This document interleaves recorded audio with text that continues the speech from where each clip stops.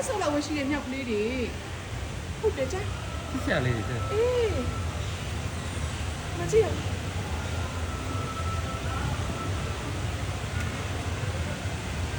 ဟိုငါတွေ့လားသမီးတွေ့လားသမီးကြည့်နေတယ်သမီးကြည့်နေတယ်သမီးမမြင်အောင်ဟုတ်တယ်သမီးတွေ့လားဒီအဖေကိုပြောလို့ရရင်တော့တက်ဆော့လောက်ဝရှိတဲ့မြောက်ကလေးတွေ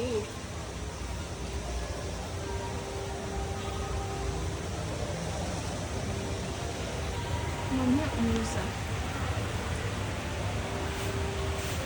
စောင့်နေတာလားလက်ညိုးတွေတဲ့အထိုးထည့်ပါနဲ့တဲ့နော်ဒီလိုလက်သေးတစ်စုပ်လောက်ပဲရှိတယ်မြောက်ကလေးတွေချစ်စရာလေးတွေ